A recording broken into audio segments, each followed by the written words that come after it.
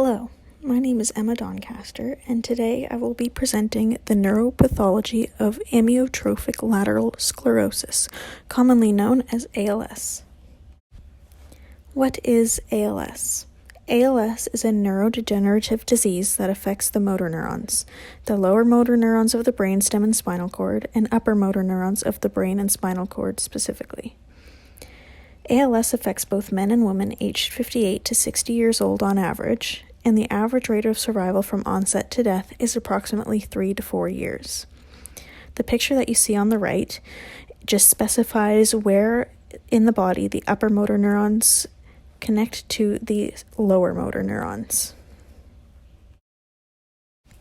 ALS has a 5 to 10% chance of being diagnosed through inheritance, and 90 to 95% of ALS cases are deemed sporadic, which means it can affect people who are genetically susceptible to environmental risk factors.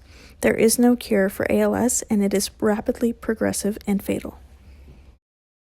ALS is caused by the degeneration of motor neurons in the brain, brainstem, and spinal cord. It affects the motor pathways to the rest of the body.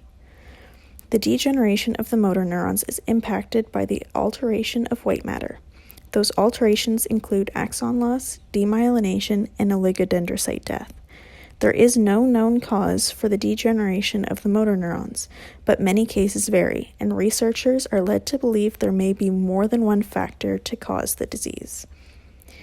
To your right in the photo, there is a normal neuron with the axon showing normal thickness with myelination, and the muscle shows no atrophy. And to the right of that is an ALS neuron showing a thin axon caused by demyelination and a non-atrophied muscle.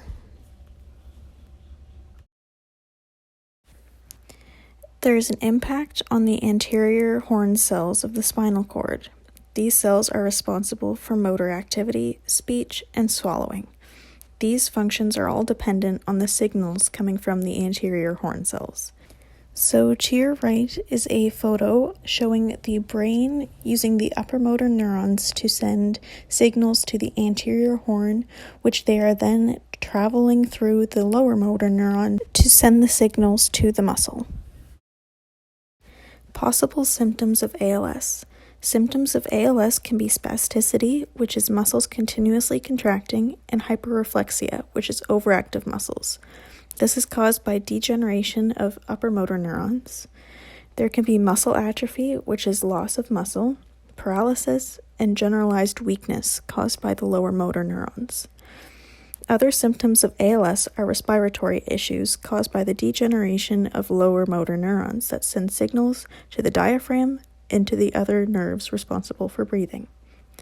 The respiratory insufficiency is the most common cause of death in ALS patients.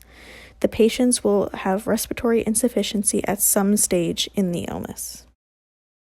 Patients with ALS might also be diagnosed with frontotemporal dementia. The diagnosis of both these disorders is more common than previously thought and suggests overlapping causes in both diseases. Frontotemporal dementia is the degeneration of the frontal or anterior temporal lobe neurons. This results in early changes in behavior and language, with memory relatively intact. Most commonly, the changes in behavior involve changes in personality and increased irritability for patients with ALS as well. The picture to the right at the top shows an MRI of the brain of someone with ALS, showing that the focus is mainly in the frontal lobe of the brain. Meanwhile, in the picture below shows the frontotemporal dementia versus the Alzheimer's disease.